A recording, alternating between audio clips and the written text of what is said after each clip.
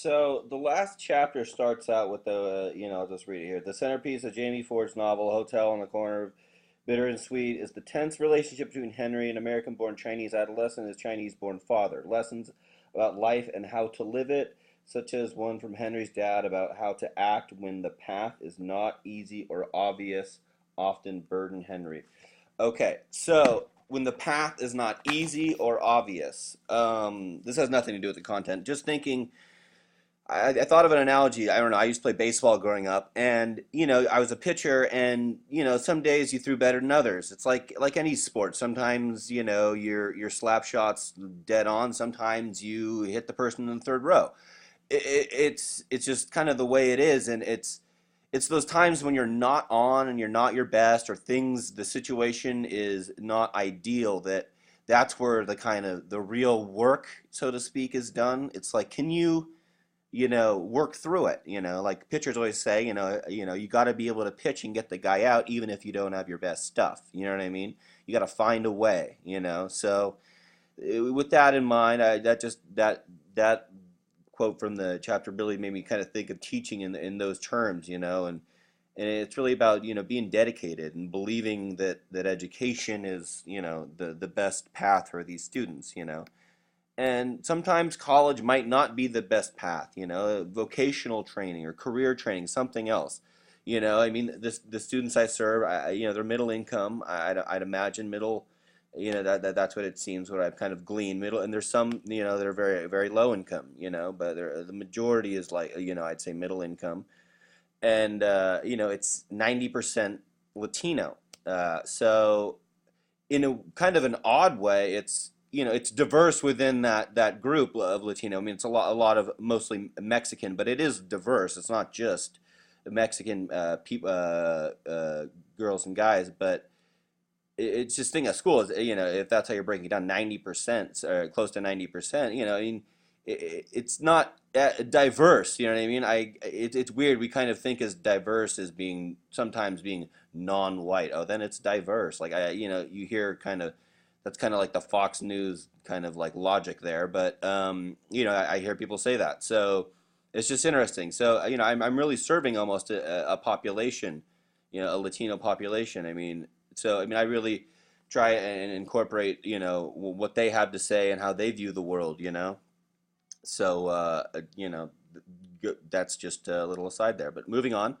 Uh, I remember in 466 we talked about disciplinary literacy and like things that content teachers care about, like things historians care about is whether maybe the writer of a primary text had bias, or maybe we care about like the order of things. Chronological order is important to historians, that sort of thing. So that this is they have a part in their test that they have to put these in order. So I'll give you a second as the viewer to maybe pause and see if you can put those in order, because these kids did pretty well. So, yeah, just go ahead and try that.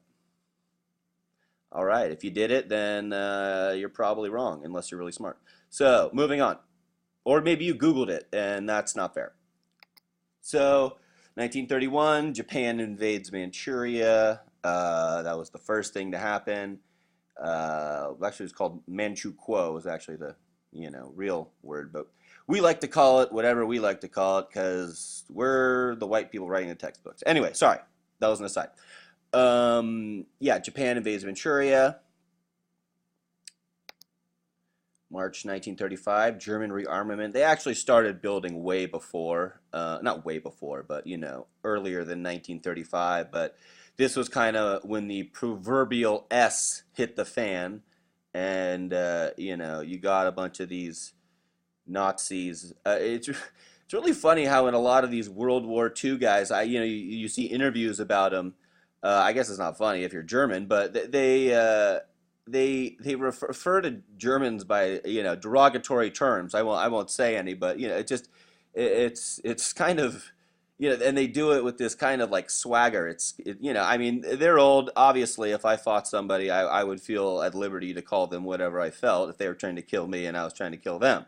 So that being said, I'm not, they're German people, Bavarian, whatever you want to, whatever part of Germany you're from, I'll call you whatever you want to be called, but yeah, just it's interesting. It's looking into the past and a mentality of the past. I mean, it's real. It's interesting.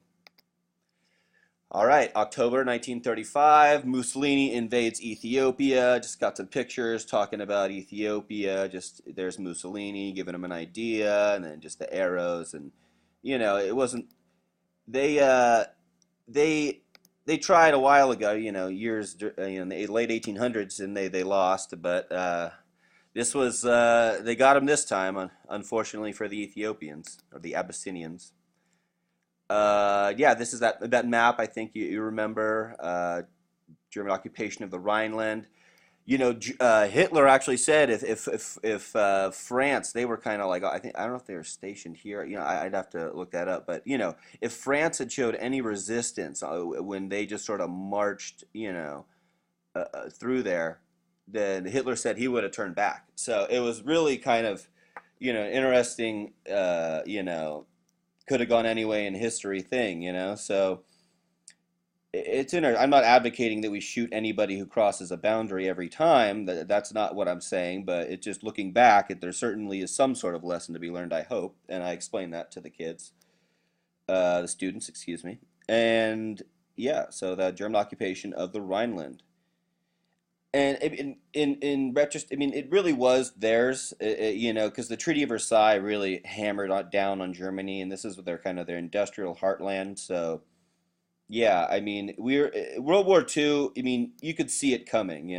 Winston Churchill, often said that he knew it was going down. And Hitler believed like he was in World War I, so he totally was like, yeah, man, we gotta Germany's pride is at stake. We gotta do that.